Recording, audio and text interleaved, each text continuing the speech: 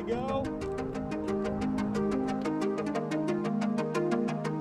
We're shooting a film called The Middle Path. It's about a scientist and a robot, and the scientist just turned on the robot for the first time and says, I want you to go out into the world and experience the world unbiased and as a blank slate to give the scientist some truthful answers about life.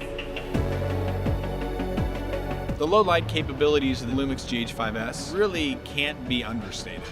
The ability to have two native ISOs in 400 and ISO 2500 essentially allowed us to light our subject using two TVs. We were at ISO 2500, which is the high end of the native ISO range, just to give you the best dynamic range and noise performance.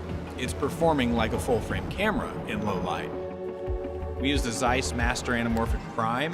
We were shooting in 10-bit 4x3 anamorphic mode, mostly in 24p at 400 megabits per second. Some 30p, just to give us that 80% slow-mo if needed.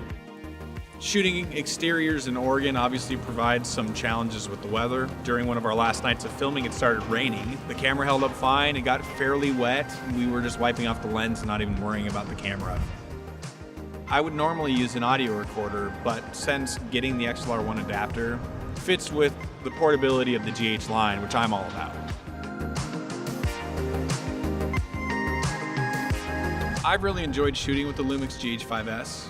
The two things I noticed were like way better in low light, highlight roll-off, but for video people, that's huge. Like that's not something to just blow off.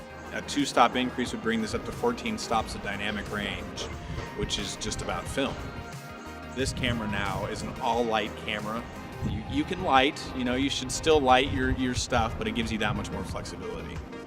You're gaining a sensor that like doesn't belong in a camera of this price point.